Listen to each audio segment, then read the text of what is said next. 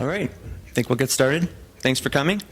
So as it's titled, this is the Intranet Shootout, Plone versus SharePoint.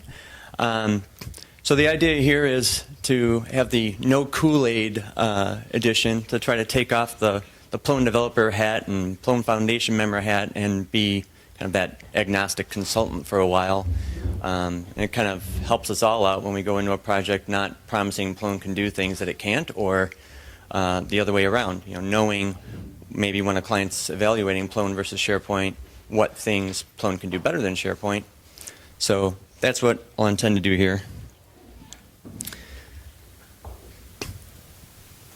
So I've got 2 or 3 slides of common intranet requirements, at least from our experience. So I'd say every couple of years we end up getting an intranet project where we're not using Plone to publish an outward-facing public website, but more just purely for an internal site for internal collaboration, usually within a larger organization. And some of the things that we hear a lot about are, they might be coming from just a network share. That's their current intranet, is just folders that they drop files into, and that's their means of sharing things and collaborating for the immediate term. So they just want a web-based file share, basically. And then, so that's kind of at the lowest end of the spectrum. And then there's clients with more advanced needs, but that's kind of where some start. They know they at least want something more than what they have and they've used for the last 10, 15 years. But then as you get into more of a web-based intranet, even if it's just used for file sharing, you need to do things like single sign-on. They don't want to have users be prompted with an authorization prompt where they have to type in their username and password and again, there's different types of intranet projects that you might be faced with, but a lot of the time what we're seeing is Plone being compared to SharePoint, and so it's more often than not in a Windows environment, and so users are used to just being logged into whatever application they go to and not really having to manually type in their username and password. There's just integration with Active Directory on the network, and so they bypass all of that. And so if they're going to compare SharePoint to Plone, Plone needs to be able to do that as well. If it is an organization that's large enough to have a Microsoft-based environment, they might have hundreds or thousands of users that are going to be using this intranet as well. So it needs to be able to scale. If they're beyond just doing file sharing and having kind of folders for meeting minutes of departments or groups within the organization, and they actually want to do more web-based things, they might have a need for web-based forms, entry forms that fire off an email to somebody to trigger a process. And then what's more common with intranet projects than maybe public-facing sites is the idea of having a dashboard or portal where you get to see 9 things going on at once, kind of here's the latest updates, and here's my work list of things I need to be working on in the next month, and so forth. And then one of the other big issues with whether it's an intranet or a public-facing site is we always have to do content migration, right? And so we can talk a little bit about what the story is for getting content into either system. Some more requirements. So some clients may decide we just want to let people go off on their own and collaborate. But other clients might have much more rigid workflow concepts in mind. And you might hear, like in a lot of cases, I think when we're dealing with a client that's evaluating Plone versus something else, we're usually dealing in the web publishing world, and they might be comparing it to Drupal or Joomla or WordPress, or on the commercial side, Sitecore or something like that. Really, those tools wouldn't be able to compare to SharePoint the way Plone can compare to SharePoint. They do web publishing well, but they really wouldn't be able to do the kind of rigid workflow enforcement and fine-grained permissions that Plone can do. And so I just wanted to point that out, that even though we're comparing Plone to SharePoint, a lot of the time we're comparing to other tools, but for intranet we're really not usually up against Drupal or WordPress. They really would fall flat. Some of the other requirements that we see is reporting and analytics. So not just, I guess included in that would be, having your little tracking code if you're using Google Analytics, or if it's an intranet site, you're probably not using Google Analytics. You're probably using, a proprietary tool or a PIWIC or something, which is what we just used on a recent project. But besides web analytics of, what are our most popular content areas or URLs, and how many 404s are we getting because people are creating pages with broken links or whatever. What we want is more analytics about the content management process. How many items are in the pending state, and what's the average number of days that things are pending before someone actually acts upon them and gets them published. Some of the other requirements might be integration with desktop tools such as Microsoft Word and Excel, Outlook, Exchange, and then integration with other applications. It's a pretty common theme. So normally with an intranet, you don't have just a standalone application. A lot of times you have to tie things in, and a lot of the commercial tools might come to the table with pre-packaged connectors to SAP, or whatever ERP system, or a PeopleSoft HR system, or something like that. And then another common one that you might have had too is it must run on Windows, right? Especially if you're being compared to SharePoint, it's a good chance that it's a Microsoft shop. How many people have heard that? Have ever? So at least 5, I think. So it's not just us that are seeing that requirement. And then check-in, check-out / versioning, something that became part of the core of Plone. I don't know if it was 3.1 or what, but one of the 3 releases. And up until then, there were some clients that evaluate their CMS tools based upon a big checklist, right? Yes or no, is it built in, or is it some add-on I've got to monkey around with? And just having true, heavy lifting CMS functionality like that in the core of Plone, even though 80% of people might not be using it, it's a powerful feature, and a lot of people just dismiss a tool as not being a serious CMS without something like that. Some additional requirements that we see: I want a wiki, or I want a blog. And then as a consultant, it's your job to find out what they really mean, right? So do you mean user-generated content? It doesn't necessarily have to be a wiki, right? Or with blog, do you want a news listing with thumbnails? Or what do you mean? What are you really looking for, in terms of a blog?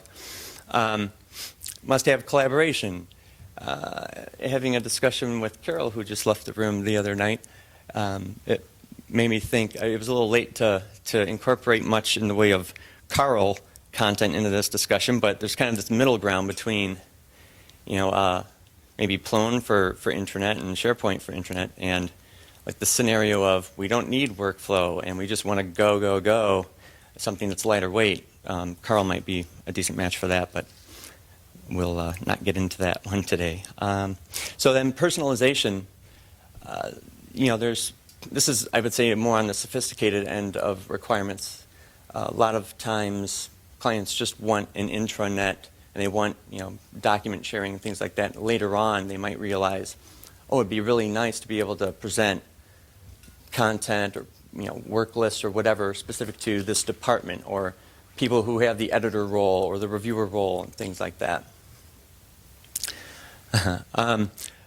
So some of the commercial tools that come from more of the old school document management space have this great feature for demos and for sales guys to show off, which is you can design your workflow via Visio. Click a button and it pushes out some XML files or whatever, and then you ingest that into your CMS and your workflow is defined. And it looks really cool in a demo. And the theory is that you don't need a programmer to implement your workflows. This is vaporware. I mean, it's really fun to look at, but in the end, someone's going to have to actually program those triggers to send emails, or scripts to hook into other systems if something needs to be notified. So they're pretty whiz-bang features in a demo, but as a consultant, it's kind of your job to coach people around what do you really need, and is that really going to help you that much when you're probably going to have to pull in a developer anyway. multilingual capabilities. It's a pretty obvious requirement. And then budget. They normally have some kind of budget in mind, sometimes not. So you might notice that budget is on the third or fourth slide here. And I think that's important. We don't go right out of the gate comparing Plone to SharePoint and mention to a client, well, it's cheaper. I mean, that is not the sell. It's the flexibility, it's the feature set. It happens to also be more affordable to implement and have a lower cost, total cost of ownership over a few years when you're not paying a 20% recurring license fee to Redmond. And then some miscellaneous kind of, just some examples that one of our clients had. You'll get these, off-the-cuff requirements to generate barcoded PDFs that have, data merged into forms, or a weather portlet that displays all of their support locations, and all these wacky things that if you don't have a CMS that has some around the edges ways to hook into things and customize and build your own custom features on top of, you're going to be painted into a corner pretty quickly once you do the basic, just generic CMS stuff. So usually when we're talking to clients about intranet applications, it's SharePoint versus Plone. There might also be alfresco included on that list, which is a Java-based, I would call it more of a web-based document management system, but it maybe sometimes claims to be a web content management system. I don't know anyone that's ever published a public-facing website using alfresco. I'm sure there's some that have, but it's kind of square peg round hole. And LifeRay is another one. It's more of a portal framework, not so much, I would say, a CMS that has those traditional check-in, check-out, version control, core CMS functionality features in mind. So I'm going to kind of hit each of those areas and tell you how each of the tools compares. So for the basic sharing of files and having, departmental or group areas that are shared just to certain users to be able to add content, edit content, whatever, SharePoint does that very well. Plone does too. Like I was saying, other web CMS tools don't even, want to play in that space. They don't claim to do that very well, but Plone is a great web content management system as well as doing document management rather well too. Single sign-on security, authentication. Plone can definitely be hooked into an Active Directory environment so that you can bypass any kind of login prompts. Use plone.app.ldap along with web server auth, which just trusts that the web server has authenticated you with Active Directory and passes the remote user into Zope so that we know who you are. So we still can do the personalization to present, what things you're supposed to be able to do, and that's obviously necessary. We have used, there's an SSPI module for Apache that replaces an older NTLM module, and even on IIS under the hood, that's what it's using as an SSPI module. But I do believe the IIS one probably scales better. We've run into issues, as I think I've read others have too, with the Apache version of that module. And if you happen to implement that or have implemented that, it's real key to reduce, well, a couple of things. Reduce the number of requests going to your web server that are secured. So even if it's an intranet site and you're not thinking you need a CDN, make up a subdomain and have all of your static media files be served up from that you can, your theme images and whatnot. Otherwise, if you don't, if everything's served over the authenticated and Active Directory checked URL, then all of your 30 images on the page are going to make requests to Active Directory for make sure you can authenticate.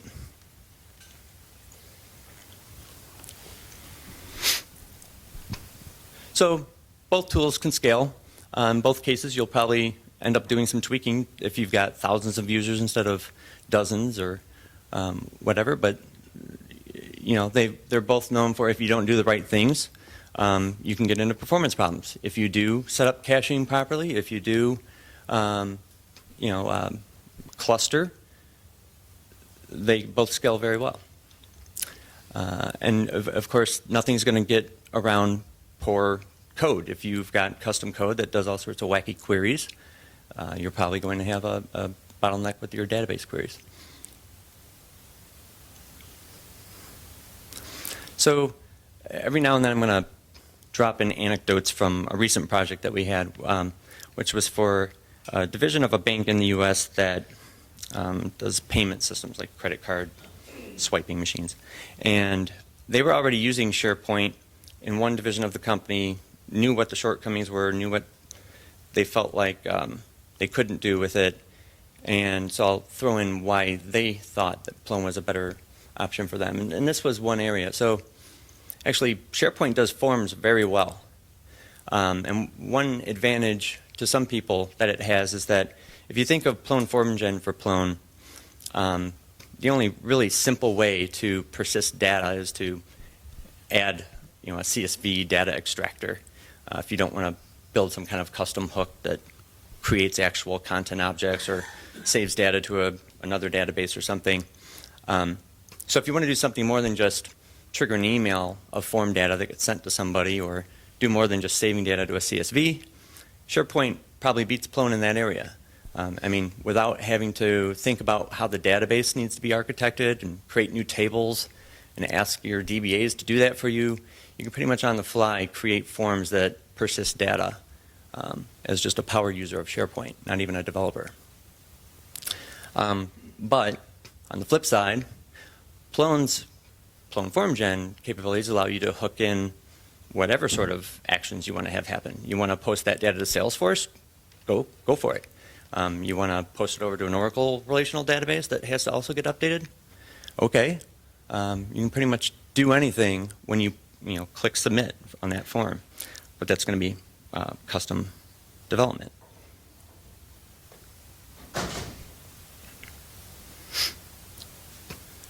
So SharePoint 2010, which it's almost 2013 now, but that's the most recent version of SharePoint, came out with a feature called My Sites, and the idea was to allow for self-organizing groups of people to collaborate.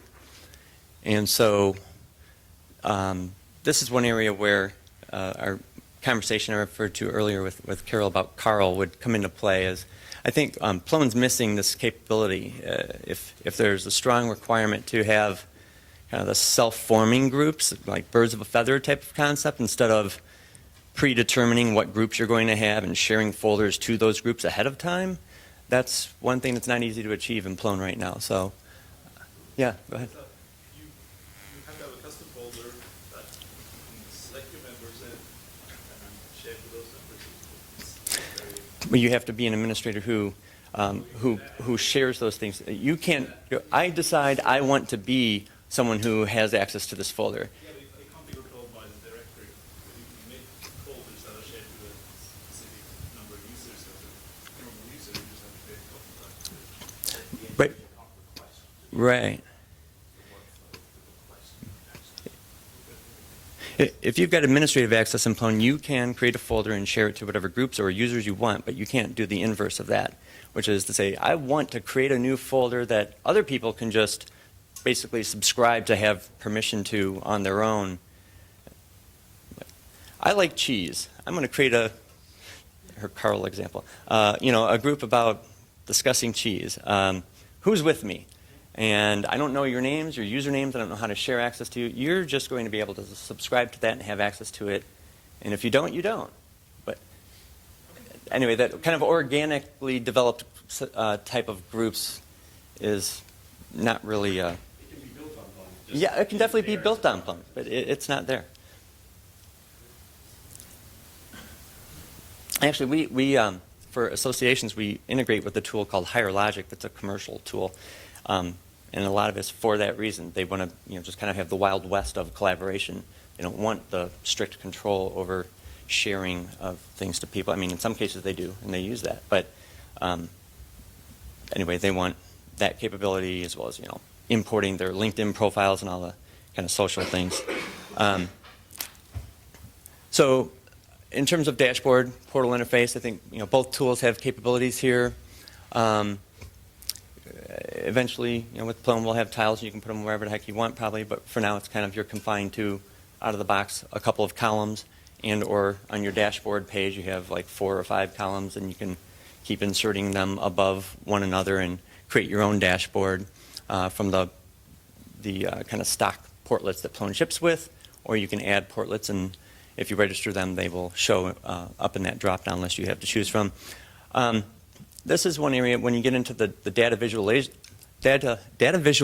part of this that I had to update my talk after seeing the EEA guys present yesterday, because this was one area where I didn't see Plone catching up anytime soon, but it has already. So Microsoft out of the box, you can drop in a little graph widget and tie it to an Excel file. If anyone uploads a new version of that Excel file, boom, your graphs are all updated. And I didn't see that coming to Plone anytime soon. Who would build that? Well, it looks like the EEA already has done that, and it was a pretty slick presentation. So I don't even know what the product's named yet, but look in their GitHub repository, and it's pretty impressive. Sorry, anyone here who knows it? It's EEA.Davis? Yeah? It's slick. So, basically lets you can either hand edit a grid of rows and columns of data and then say I want a pie chart or I want a bar chart or whatever, or upload a CSV or some kind of file. So actually Plone can match up fairly well. I'm sure the widgets for SharePoint might be a little more exhaustive, but at least the framework's there, and we could add other types of representations of graphs and whatnot.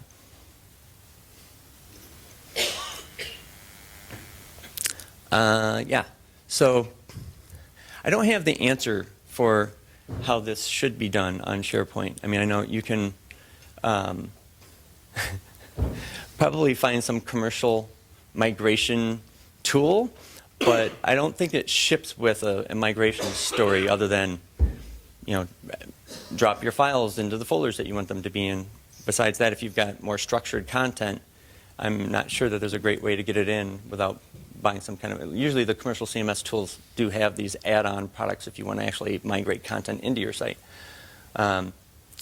With Plone, you've got many options. So kind of the old school approach that I use all the time, which is just FTP import. You might even have the folder structure, the site map that you want. You're just web enabling it. So you just kind of FTP your folder structure and your files in. And if you do have structured content, if you can get .metadata files with just text values, the same that you see when you FTP or web dev your stuff out of Plone, you then can build content items, maybe name them the same ID as your, say, PDF files or whatever, and then write a script that says, go find the .metadata version of this, pull over, get all my metadata, and augment my PDF file and then blow away all my .metadata objects. It works fine. Or you can do something a little fancier with transmogrifier or funnel web, or write custom scripts. And I know another thing we've done is just use LXML, command line to strip crap out that you don't want, like all the existing navigation elements and theme from the old site you're migrating from, and get just but that's basically what your transmogrifier and funnel web do for you anyway.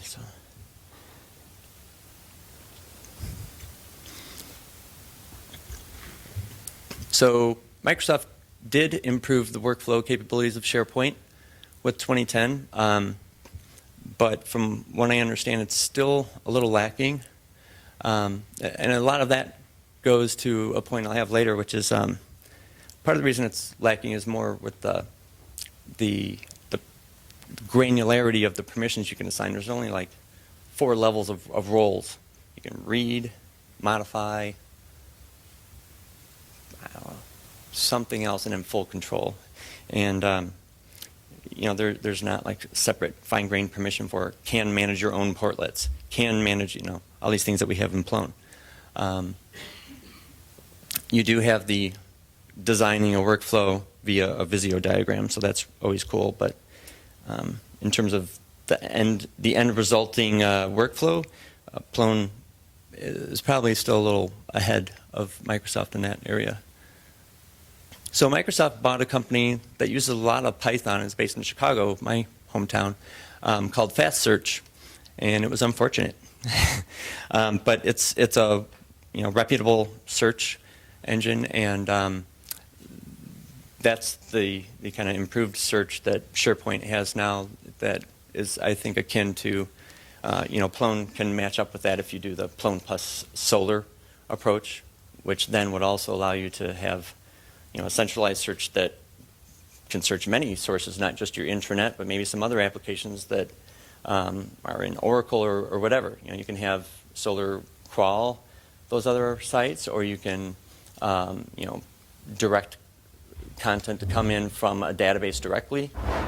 So that would actually allow you to be ahead of where Microsoft Search would be. Do Microsoft require a separate license for fast search, or is it something they... I believe that is a separate license. And so the stack, I guess it's on one of these slides. You'll have to have a license for SQL Server, for SharePoint, for the SharePoint development development environment, Visio Studio, whatever. And so there's a lot of pieces to have licenses for, and so there's this misconception that some departments have is, well, we're using SharePoint all over. It's basically free to us. We've already got the servers and whatever else. And they don't always realize you may still incur additional license fees, based upon how many users, or if you have to get more licenses because you're adding more servers. Now you're adding another 1,000 users or whatever it might be. So anyway, I don't kind of understand where that concept comes from, where people think somehow SharePoint's going to be free for them because the company already uses it. I think it might be free from the standpoint of they've already got the architecture there, they've got the support staff for it. Maybe it seems like it's easier to get into, but certainly not free. So SharePoint added some additional kind of content reuse and tagging capabilities. They had really rigid navigation before, and now you can actually do metadata-driven, keyword-driven, whatever navigation of your content, which Plone's had for years. You could have been using collections and having a collection-based navigation instead of folder-based navigation for your site. We've also had the little keyword links that perform a search of anything that's been tagged with that keyword for a long time. And it does, both systems allow you to define custom content types. It does seem like it's easier in Plone even before Dexterity, which after Dexterity, I think Plone's going to be way ahead in that area. Not that Dexterity is not available already, but as core. So in terms of reporting, that's kind of where Plone falls behind. We don't really have any reporting. I mean, everything that someone, like a manager, would want to see in terms of how are my content managers doing? Are they keeping up with the pace of reviewing content and approving content and that kind of thing? There's no one place to roll all that up in Plone right now. And you can go into the history object and look at all the edits and versions, whatever, on an object-by-object basis. But we're really behind in this department. And we've, for the client that I'm talking about in regard to this talk, we've done a little bit of work so far in doing a massive export of all the history objects of all the content items in the system and roll that up into, for now, an Excel file while they determine what metrics they want to measure.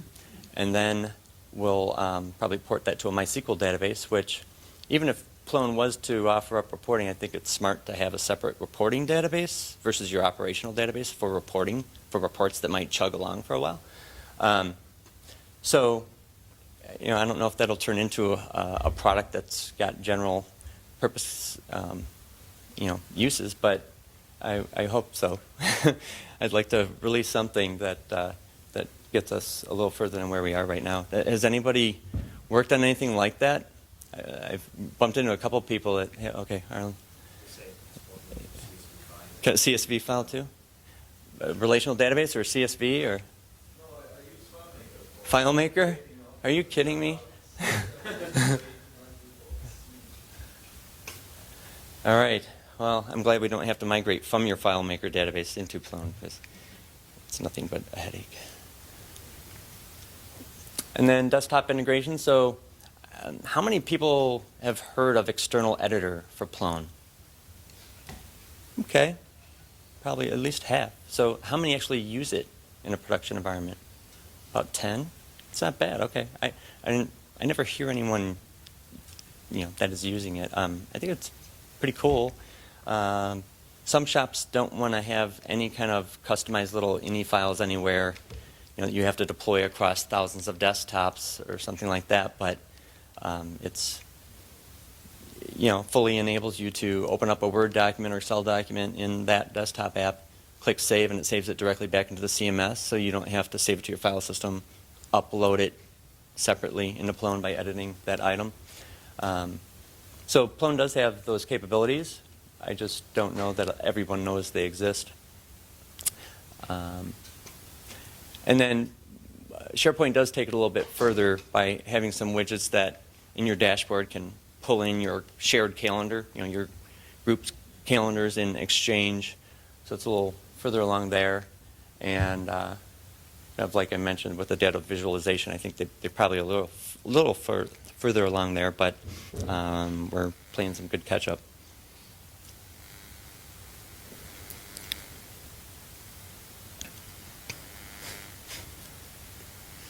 So whether it's Plone or SharePoint, you normally have to integrate with other things. And if it's a big ERP package, there's probably some kind of connector. One thing I didn't put on slides, SharePoint does support something called CMIS, which is kind of the ODBC of talking to CMS tools.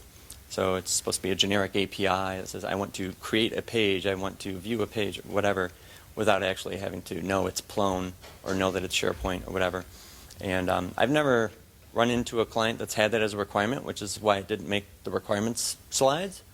It kind of sounds like a cool whiz-bang thing, and I know that Matt has done some experimentation with the Python CMIS library, and it can be done in Plone. If enough clients started asking for it, it would be there. But anyway, normally with SharePoint, you'd go with some kind of proprietary connector that exists, or else do some .NET application development or web services development to talk to whatever systems you want to do.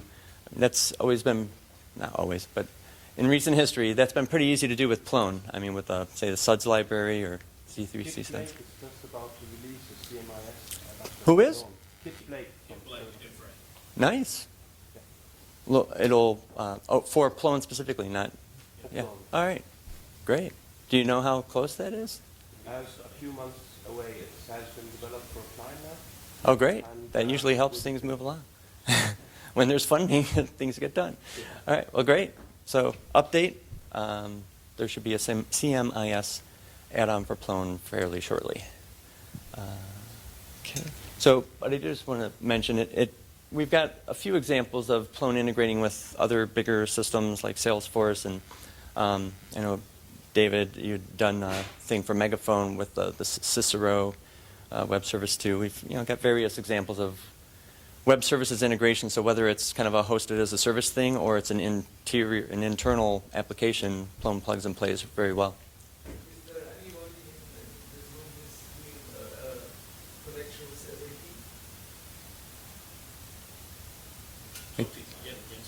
SAP? SAP? Talk to Jens Fagerpol. He's been doing. Jens Fagerpol? You hear that? Sounds like it.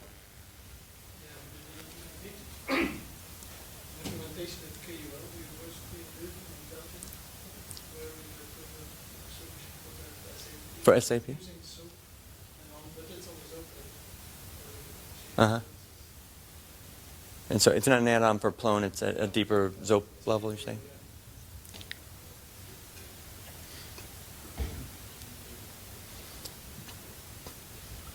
So, of course, SharePoint runs on Windows. How many people are running Plone on Windows in a production environment?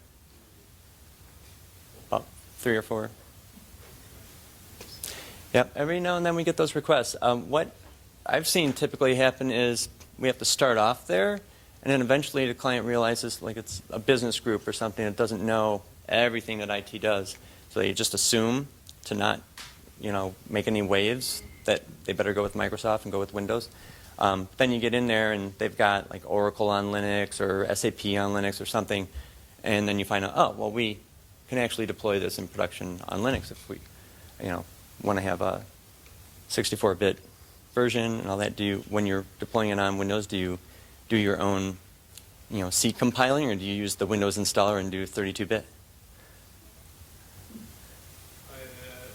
To my knowledge, there's only a 32-bit installer. Well, I just use normal build-outs. Okay. And I have it on migrating the server now. The new server is 64-bit, so I'm hoping everything. So the Python should be 64-bit too. I haven't. They just changed the requirements, so it now also has to be front-end. So I have to see if it can desktop or something. Oh, right.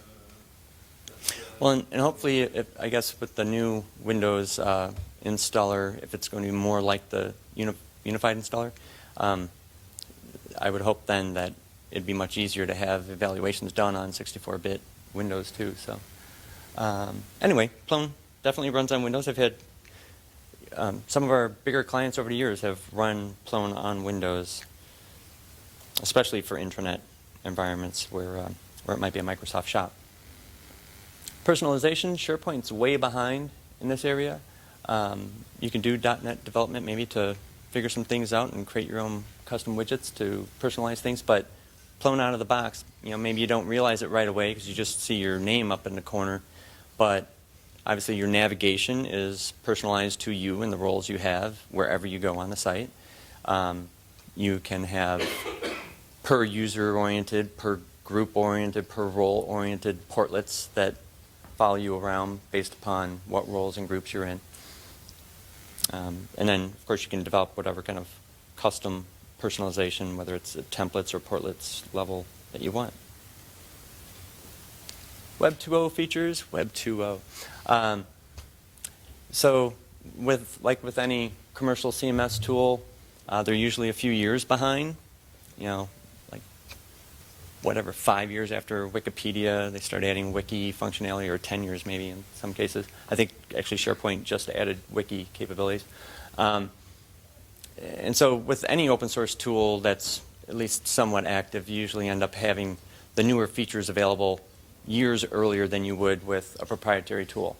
Whether it's blogging or tag clouds or you name it, Ajax-based slideshows, all those sort of slick features that some clients want. There are lots of modules for SharePoint, but there are all The proprietary. Yeah.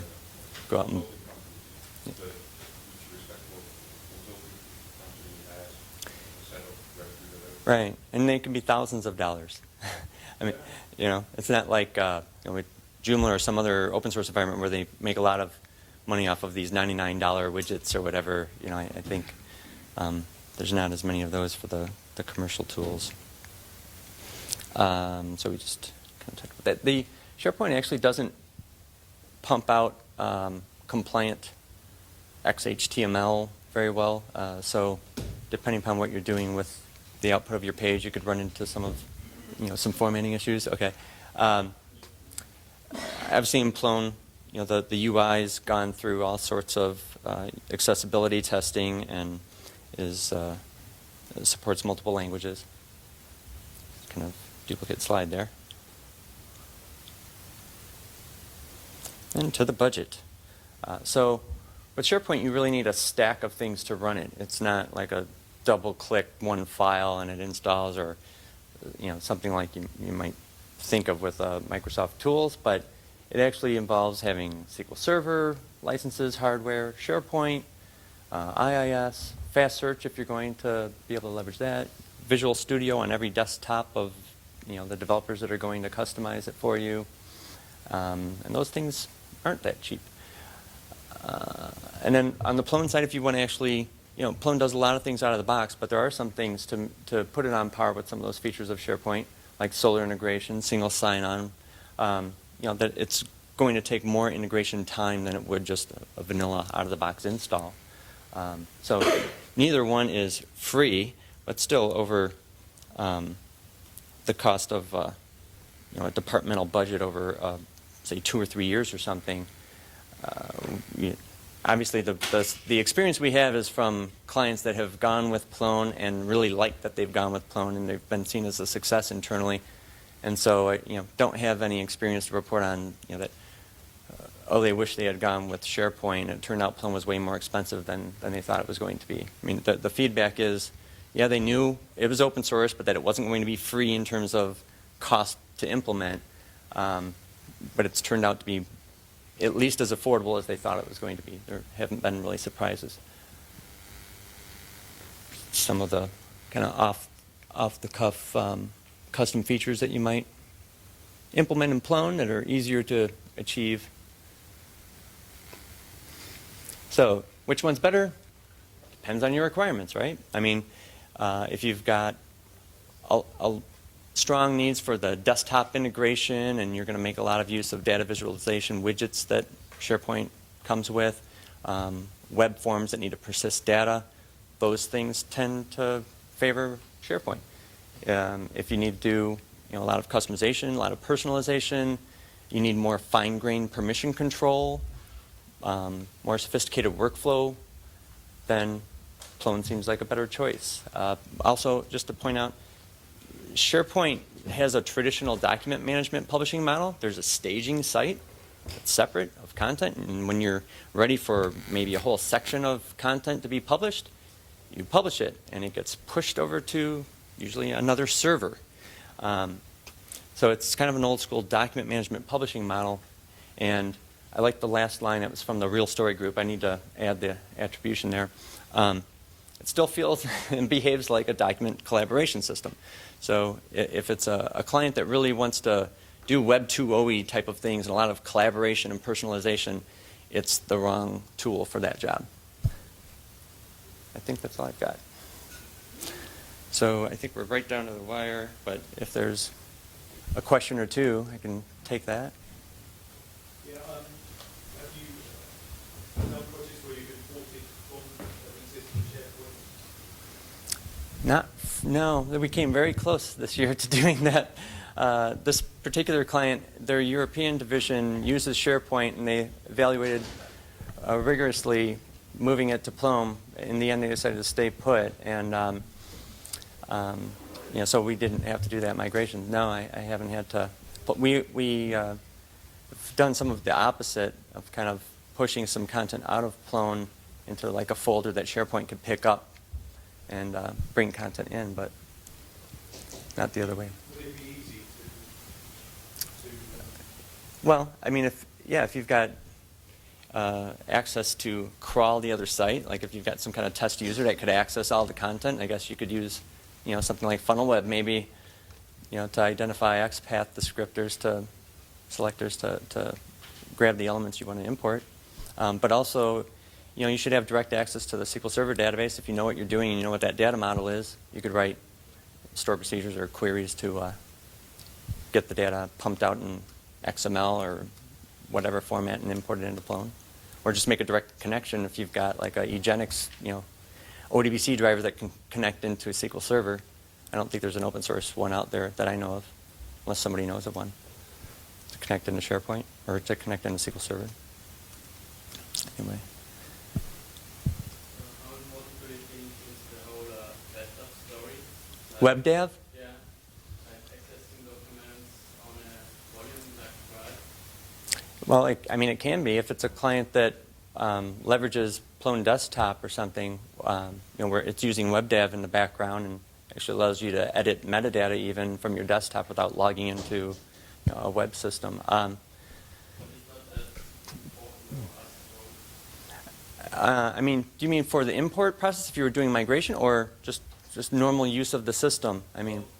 Okay. I don't have many clients that do off the website editing in Plone of Office files. Does it work in the browser? For publishing in Plone? Yeah. Oh, definitely. I would say it's mostly in the browser. But if you've got Word documents or something that are the end content item, then obviously that's done That's where you could use external editor. So you get this little edit icon on the page you're viewing. It has the link to that Word file, and it would open up in Word. When you save, it goes back to the CMS. It's not done offline on your own hard drive. Somebody actively working on the external editor? On external editor, it's been around for 10 years. Yeah, at least the Mac version is outdated. Oh, the Mac version? Doesn't work. I don't know. I've tried external editor since. 4 years ago, the kernel maintainer asked for somebody, it was successful, and somebody wants to improve it, so maybe they can Improve it. it. Stealing from Joel Burton. So everybody who raised his hand and said they're using external options, told everybody that they're 75 days. Sounds like a good open space or sprint topic. All right, thank you. I'm over now.